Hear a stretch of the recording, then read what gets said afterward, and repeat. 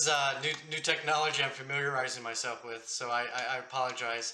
I had it all set up before we started this stream, but yeah, guys. So for those of who are viewing, welcome. Thanks for stopping by to my first live stream interview. Hopefully, many more to come. Uh, so I decided to do these live streams because there are so many great content creators out there in YouTube that you don't really hear much about, it's like a shout out video or you hear about them in the comment section. So I'm hoping through these interviews with other fellow stackers and coin collectors that will get more exposure and more views. So Emanuel, I'm really excited to have you on and finally speak with you in person. We've been conversing through emails and chat. So yeah, definitely Yeah, share a little bit about yourself. yeah, it's great to be here, and I jumped at the opportunity when you made the shout out, so I'm glad to be the first. And you can use me as a platform to iron out all of the technical issues, so that for the next future ones, everything will go smooth as butter. Yeah, my name is Emmanuel. I am the owner, or if you will, of the operator of Emmanuel's Workbench. That is my logo that's down right there. And I am Canadian, born and raised. I live currently in Canada's capital, Ottawa, and but I am originally from Montreal, which is in our French-speaking part of the country. And let's see now, I've been collecting coins for as long as I can remember, but seriously collecting coins when I was an adult. I'm in my early 50s now, though a lot of people say that I look young for my age, and I take that a compliment. I have good genes. Well, you And definitely do look young for your age, for definitely. thank you, thank you. If I didn't shave, all of this would be white. So, Nice. yeah, and my story for my channel, just a background. I was looking for something to do during lockdown, and came across coin roll hunting. Rob Finds Treasure was my first channel that introduced me to that, and I said to myself, "Yeah, I could do that." And I said as well, "Well, I mean, if these guys are putting up videos, I might as well do the same thing." So a year ago this week, actually, a year ago on Friday, on the 12th of November, was my 1 year anniversary of posting videos on YouTube. And it's I started this out as a almost like a lark, not expecting anything to come out of it, but enjoyed every minute of it. And just recently, I hit 250 subscribers, did a big giveaway, and yeah, that's where I'm at today. So also, I think you did mention in one of your videos that it's been about a year now since your anniversary. That's right. That Since is correct. I started last November in the middle of the pandemic. Yeah. okay, so that's I did have one question first. You did already answer a few questions that I was going to ask, but uh, how cold is it up there in Canada right now? Right now, today, it's been abnormally warm. We've been seasonally above temperatures, but for let me just open up a window here because I don't know offhand um, temperature. Probably should have asked that question when in February. Yeah, well, let's see here. Today was a high of for my international followers there, the folks from outside of the United States who use the Celsius scale. It was a high of 5 degrees Celsius, which translates to 41 Fahrenheit, Oh, that's which not is bad. yeah, it's the normal high is -5 Celsius, which is about 23 Fahrenheit, Hmm. and in fact. I haven't. I'm actually about 2 weeks late to put my winter tires on my car because up here in the land of ice and snow, if you don't have winter tires on, it's undrivable in the winter. Yeah, I'm originally from upstate New York, and I moved down to North Carolina. And the reason I asked that question is because I missed a cold actually. And here, if it snows like half an inch, the whole like school shut down, and it's pretty humorous, I must say. Yeah, But yeah. You're familiar with the way. If you're from upstate New York, you get the same weather we get. So you know all about nice cold winters with lots of snow. oh yeah, get your workout during the shoveling snow. but Yeah, not down here. But so you also have an eBay shop. Maybe if you want I to do. share that with the audience and.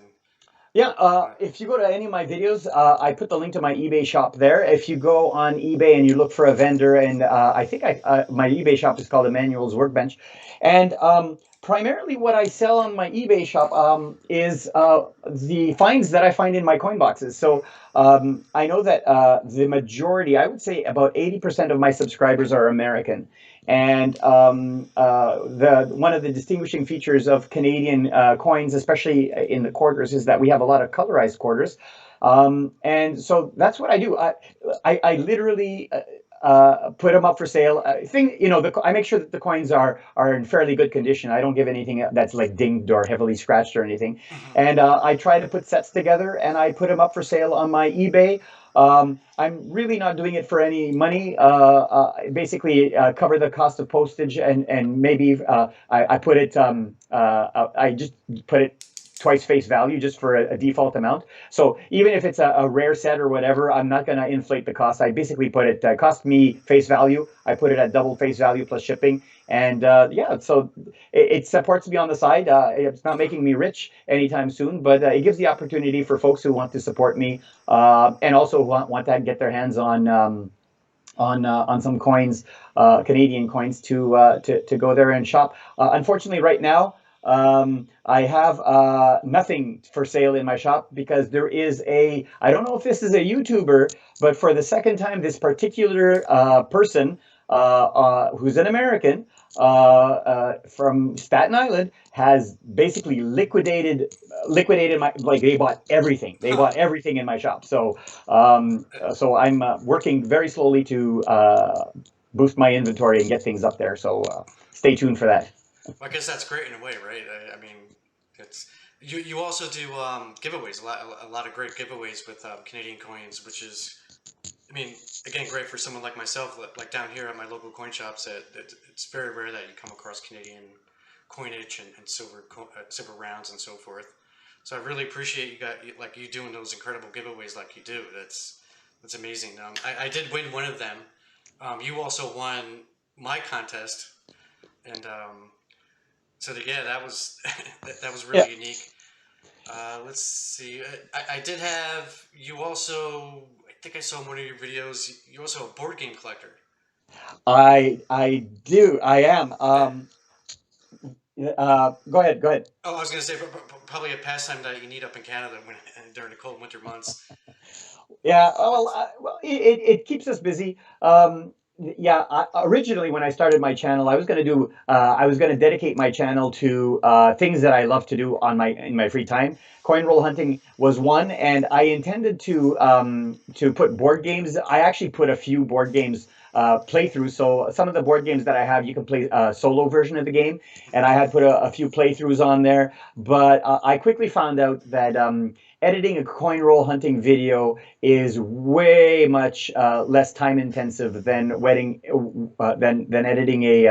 a board game playthrough.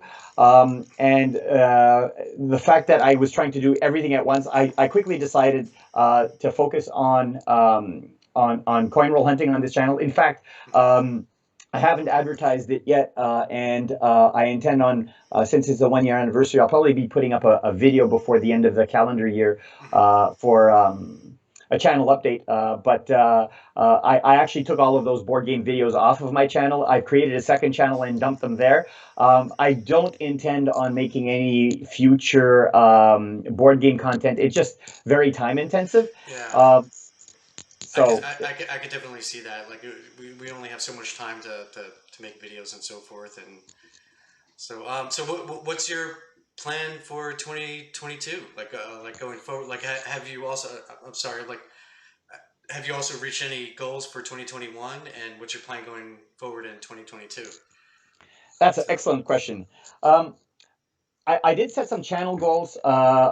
More, they were more like commitments than goals. I know that some coin roll hunters, set goals like I'd like to find, 100 dimes, 100 silver dimes this year, or something like that. I didn't set any. I didn't set any of those goals specifically like that. But the commitment that I did set for my channel was, well, the first commitment I did was I committed to posting at least one video weekly. Hmm. My regular posting day is Sundays.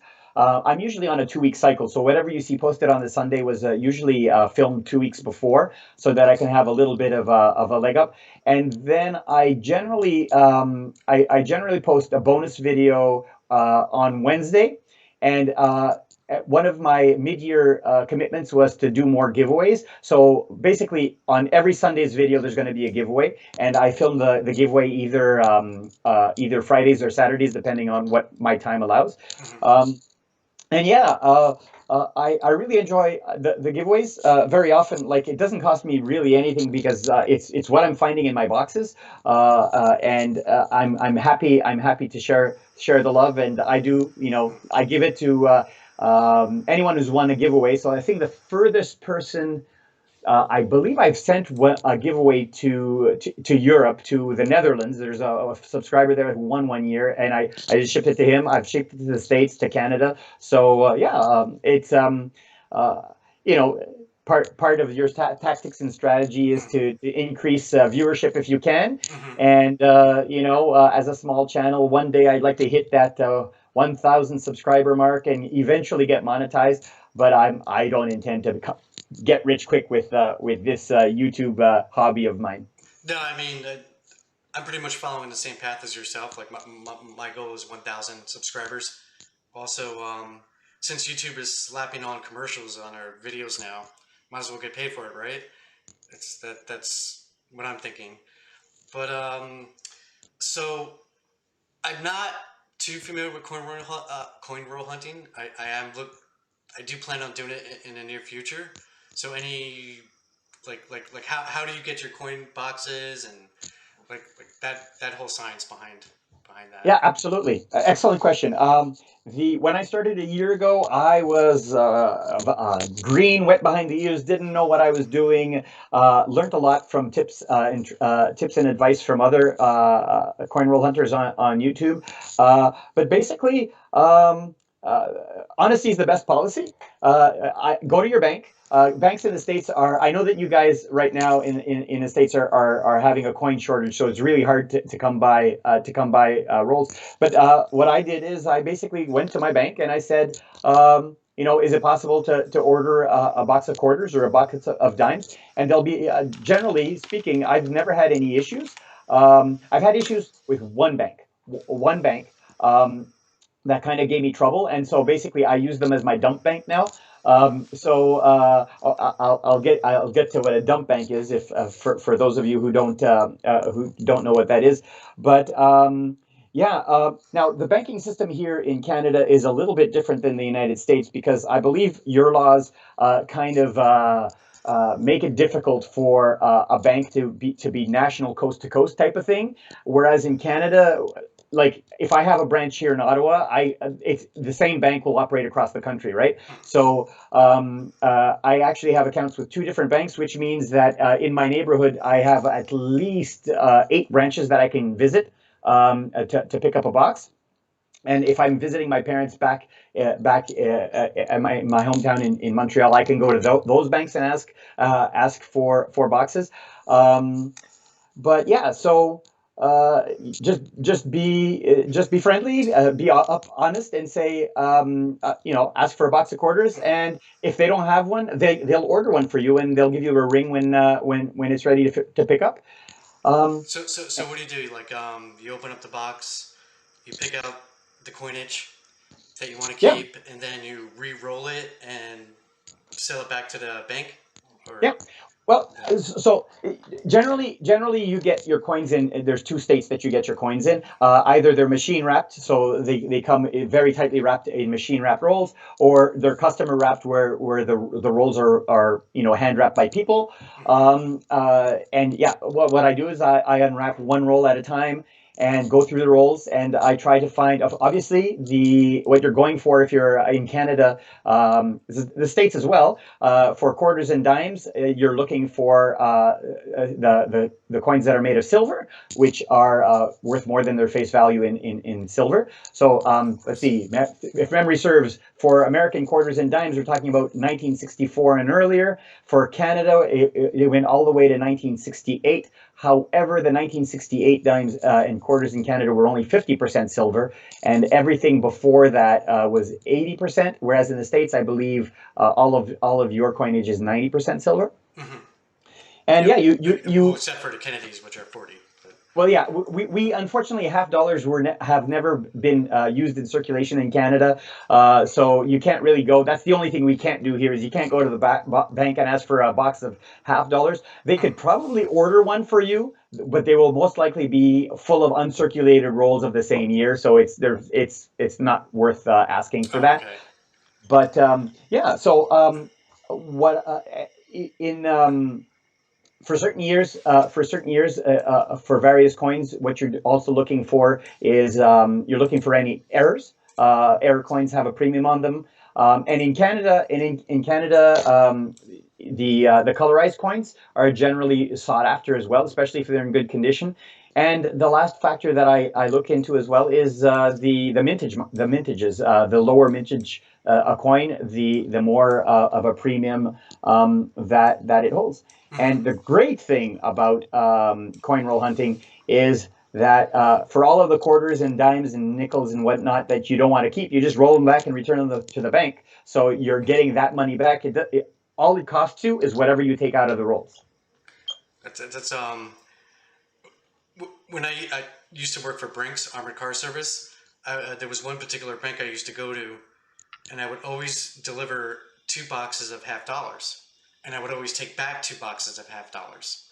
And finally, after like several weeks of doing this route, I was like, "What?" I asked him, I was like, "Why am I exchanging?" This is before I got into stacking. I was like, "Why am I exchanging 2 boxes of $half for and delivering 2 boxes?" She was like, "Oh, there's some guy that comes in and he's a coin roll hunter. He always orders these boxes and he's a pain in the butt, but we're dealing with him."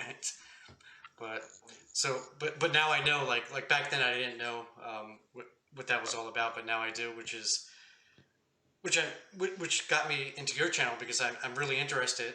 I also watch North Central Coins. Are you familiar with this channel?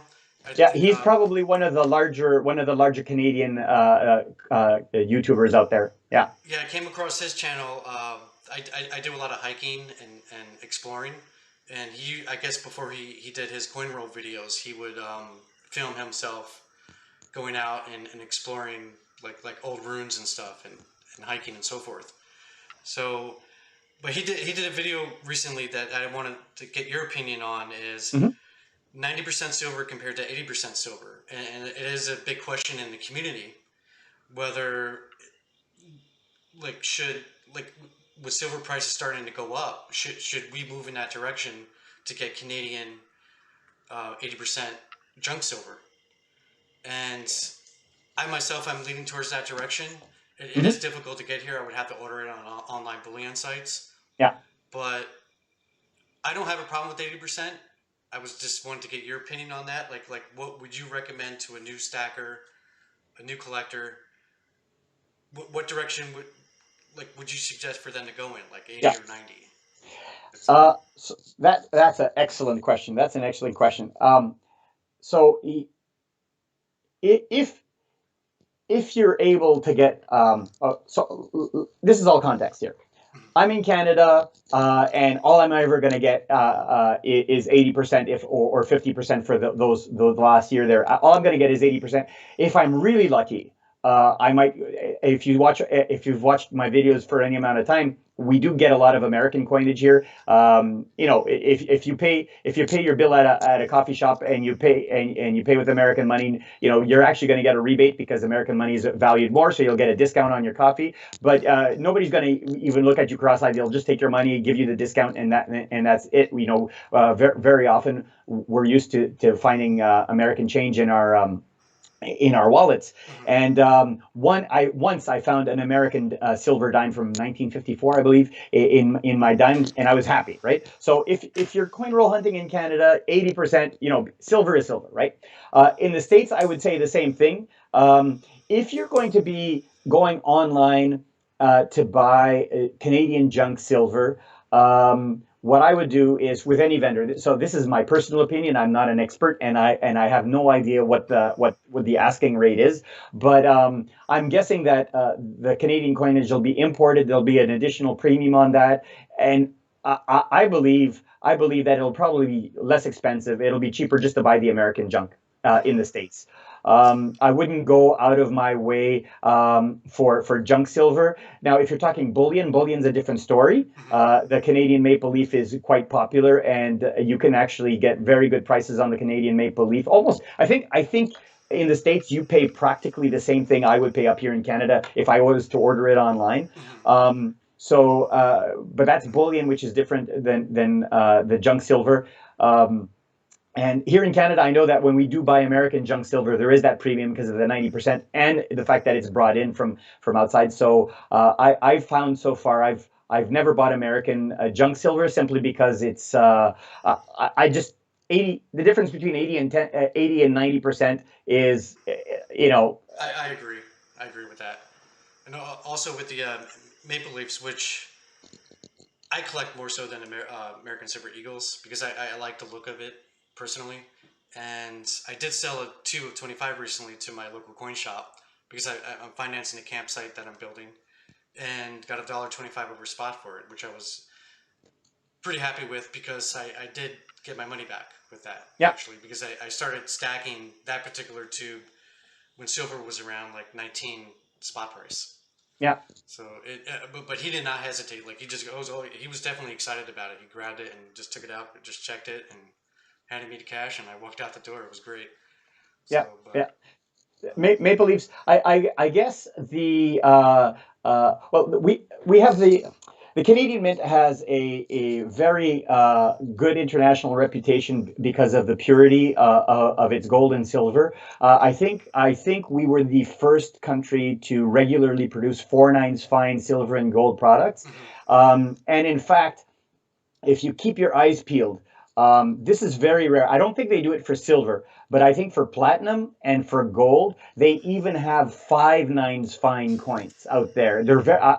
They have the capacity to do that. When I went to the Royal Mint, you can when you come here to Ottawa, to my hometown, you can actually visit the mint where they do the production of the bullion and collector coins I was gonna say, are don't you done have a here. membership with the Royal Canadian Mint? And you get because I was gonna ask you about what was it? I saw one of your videos. It was the silver proof set 2021. That was beautiful. It was, and I would like to get my hands on that, but I don't know how. I don't see it sold anywhere too often. But Yeah, um, you can yeah that I don't have a membership with them. It's just like the U.S. Mint. You just go online to their website. Our website seems to be up a lot more often than yours. Yours seems to be down all the time whenever a new coin comes out. I've never had that issue. The only issue that I have is something that's very popular really sells out quick because the Canadian Mint has exclusive deals with certain coin vendors here in Canada, and so these coin vendors have first dibs, and they will be usually stocking up first, and you get whatever's left over. So very often you can buy it from the coin vendor at the same price that you would get it from the Canadian Mint. It's just that the vendors will get a discount from the mint for volume purchases. So mhm. that's how they make their money. But yeah, so yeah, it's just like you go to mint.ca. That's the website, and it ships to Canada and the U.S. And if I think there's a threshold that if you spend more than a certain amount, Mhm. you get free shipping even to the States, I believe. Yeah, I'll check that out definitely. Um, so, what's your favorite coin? Ah, uh, I know that's a uh, tough question. it is a tough question. And I was thinking, should I come prepared? Should I have brought something? And I thought about it, and I said, you know what? I don't know where the interview is going to go, so um, I I thought don't about have. it. Got it right here. So, got the old. Actually, I have it on the screen if you could see it here. Yeah, My screen. The old Canadian dollar with the John yeah. Davis. I have. I guess I'm a sucker for ships on coins. Mhm. And I guess my most recent favorite would be the Canada's second commemorative silver dollar, which I think it's 1949 off the top of my head, which commemorates the. Canada used to be a British colony. A little bit of history, and the island of Newfoundland stayed a British colony until all the way until 1949, where just to keep it short, they were given the option join Canada or be an independent nation, but they decided to join Canada. Mhm. And so in 1949, Canada produced a commemorative a silver dollar with a ship on it with John Cabot. John Cabot was an English or actually he was an explorer that discovered this area, like the maritime provinces, on behalf of England. I believe he was actually Italian, Mhm. but so it's his ship on the coin. So that was my. I got that one not too long ago on a Facebook purchase that I did, and that is my current favorite.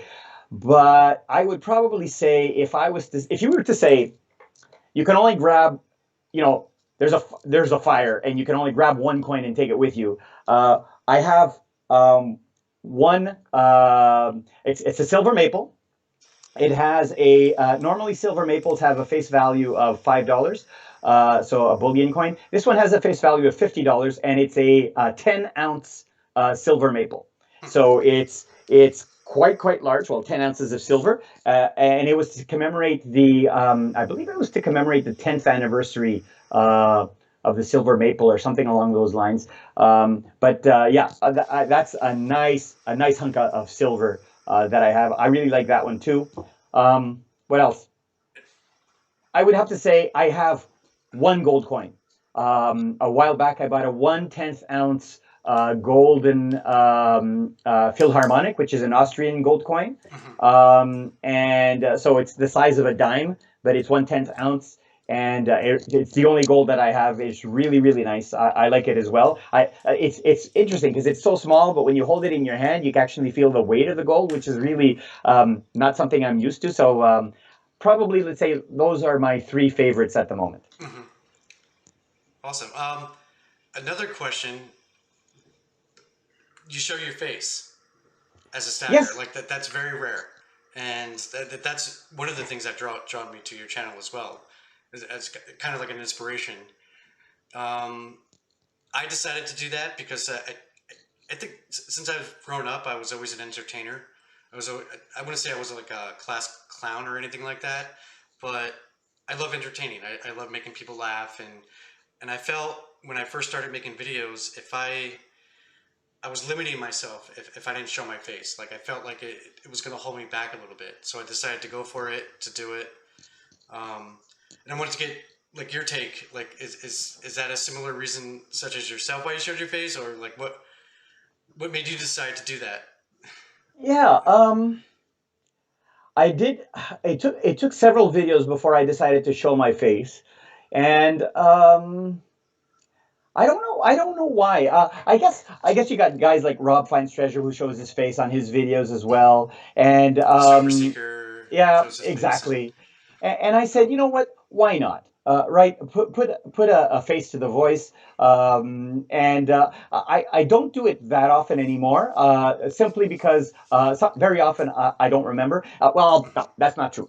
I will give you the honest truth.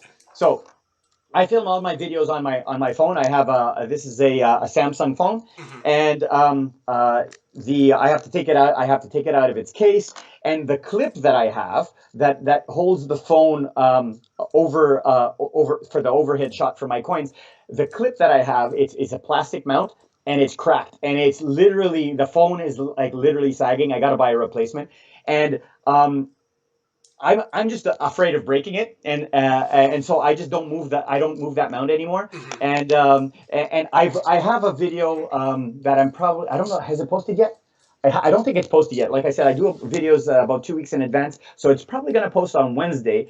Where here's your scoop on my Wednesday video coming up, and it's almost like a running gag. And I go to the bank very often, and like I said earlier, we don't really get half dollars in circulation, but people sometimes do turn them in. So 19 times out of 20, the bank won't have any, but they know that every time I'm there, I'm going to ask, do you have any half dollars? Or I call them the old large dollars. And the running gag is they said, oh yeah, somebody turned in some silver dollars. Let me go get them for you. And I'm all excited, silver dollars. Yeah, they're just silver colored, right? They're just regular nickel dollars, but they call them silver dollars or silver. So that's the kind of the running gag that I have. Mhm. And the last time that I went, I saw the lady, the teller, counting out the 50-cent coins into the bag. So there was, I think, about $6 face. Um, and they were really, really shiny. And I was kind of, my heart was skipping a beat. And I said, I'm going to go home and have a look at them. Actually, I set them aside. I said, I'm only going to have a look at them when I shoot the video so I can have an authentic reaction when but when I shot the video, it turns out that it turns out that they were all silver. They were all proofs. They were not silver, but they Mhm. were all proofs.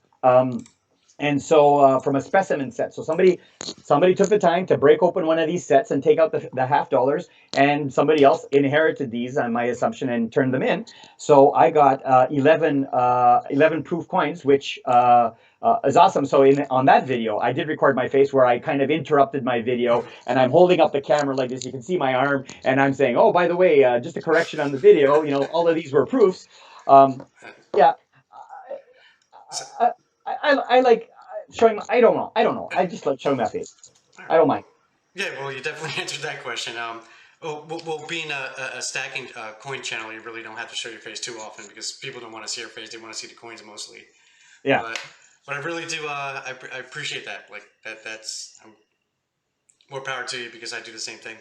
But so on a closing note, I think this has been a great interview. This is I've had fun. yeah, It's a lot this of fun. is any advice or suggestions for those out there who are ready to start a YouTube channel? Any inspirational thoughts you could give them to continue doing it? Because I know it does. Like for me, I enjoy doing it. It's a hobby, Yeah, but encouragement goes a long way, and yeah, it could get rough too because it's slow going in the beginning until you get that plateau of 1,000+ subscribers. Then I believe it'll start rolling. But yeah, yeah, any suggestions for new channels out there? yeah. So this will also be, I guess, life advice. Um, don't be afraid. First thing is, don't be afraid to make mistakes. It's a learning process. You're going to goof things up, and that's fine. That's fine. You're learning, and when you might even cringe when you look at your old videos. Um, Totally. the So, the second thing I would say is uh, find um, research and find a piece of editing software that you're comfortable using, that you're easy to use. So there's another channel that I follow. He is basically does a whole bunch of random stuff. But the reason why I came onto his channel is he does scam baiting videos. It's a British guy by the name of, he goes by Atomic Shrimp, but he does all kinds of videos. And one of the videos that he did was comparing various video editing tools, and his choice of why he picked whatever he is. And all of his editing tools were free. You could download a free version. And the one that I choose to use is something called DaVinci Resolve. yes, I was just going And to ask it's you that. I use the same program. and So it's I watched a half-hour video, a tutorial on how to use it. Now, DaVinci Resolve is like for those of you who know anything about photo editing, it's like having it's like having. I won't use the photo editor because I was going to compare it to Photoshop, but I'll compare it to, let's say, something that everybody knows. It's like having Microsoft Word, but you only use bold, italics, and underline, and that's it. So you have tons of stuff you can do in this software. It's actually a professional. You can pay for a full version of it, but it's actually a professionally graded system that people use for editing movies and whatnot. But what I like about it is it's relatively easy to use. It doesn't put a watermark at the bottom of the screen when you're using it, so you can edit your videos without having the maker's watermark. So that's what I recommend, but that's by my preference. And the last piece of advice that I would give anybody is, and I'm kind of doing it now unintentionally, is try to not talk in a monotone like when you talk to normal people. You know, you're talking like people speak in monotone. And so the way I call it the radio announcer voice or the TV host voice, you know, put a little bit of modulation in it. And eventually you'll get to a point where you're comfortable. It keeps your viewers engaged. It keeps your voice interesting, and you're not boring the people with your video. Um, I said that was my final. So let's call this bonus piece of advice is there's a sweet spot for videos for how long videos are. For me, I found that the sweet spot is in the 5 to 8 minute range. Yeah. Yep. When you put videos up, you actually see the average of how long people are looking at your videos, and that seems to be my range. Now that being said, if you have a video that you go like when I did my video on my Newfoundland typeset, that was a half hour long. By all means, some people will be interested and they'll watch the whole thing, and that's great. For coin roll hunting videos, very often you'll do a conclusion at the end. So people will look at the beginning and then they'll go right to the end and they'll look at what did you find, and they won't go through the process of where you're revealing all of your finds, and that's fine, Yeah. fine too. But I find that for my videos, the sweet spot seems to be in the 5 to 7 minute range.